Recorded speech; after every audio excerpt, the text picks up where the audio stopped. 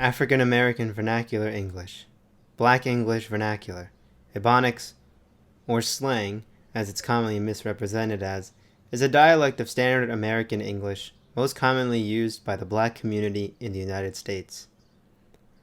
Before we begin this video, it's important to note that not all speakers of African American Vernacular English, AVE for short, are Black, and not all Black people speak AVE. Previously referred to as Black Vernacular English, or BEV, the dialect was first brought to the attention of linguists during the 1960s. In fact, it was originally called Non-Standard Negro English, and many people believed that people who spoke this dialect were uneducated and unable to learn Standard American English. It wasn't until sociolinguists and linguists alike took a closer look at the dialect that they realized it was in fact a proper variant of the English we commonly speak in the US. AVE has its own grammar sets and vocabulary. The key to identifying a dialect versus a broken subset of a language is consistency. You'll find that AVE has consistency in vocabulary, pronunciation, and grammar. One of the most easy to spot facets of the AVE dialect is the use of the double negative.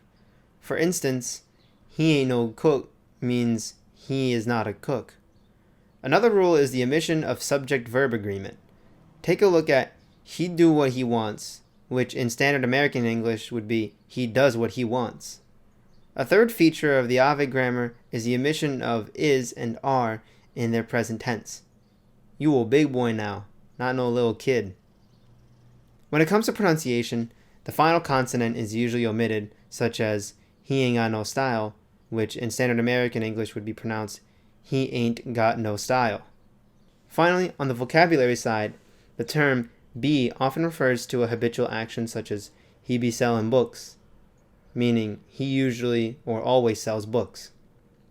The origins of AVE are debated. However, a popular belief is that the original speakers of AVE were from West Africa, and when they were forced to abandon their mother tongue, they acquired Southern English, given that the slave trade was most popular in the southern states, while incorporating aspects of West African languages such as Yoruba, Igbo, and Bambara. Both Southern American English and AVE have many similarities such as the double negative structure and some vocabulary. However, AVE spread throughout the US, while Southern American English primarily stayed in the South. Now let's talk racism. That's why this video was made in the first place. Due to recent events, racism and discrimination have become a more popular subject, and it's important to look at some history, despite how uncomfortable it might make us. AVE has received a lot of criticism, most notably for the double negative structure, omission of words, and seemingly illogical usage of vocabulary.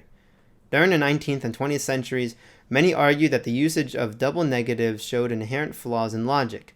The idea is that negative should produce a positive, as in mathematics.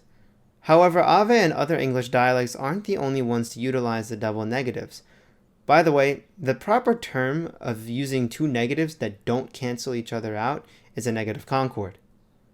Languages like Italian, Dutch, and Hebrew utilize this characteristic, so to say the usage of a negative concord is illogical simply because it doesn't sound native is somewhat absurd. AVE criticism in both pronunciation and grammar was prominent especially during the early 20th century during the height of eugenics. The aim was to show inherent flaws within the Black community and justify racial discrimination. In more recent times, AVE has seen some more acceptance, especially through the use of hip-hop and rap. What we often refer to as slang usually comes from AVE in one form or another.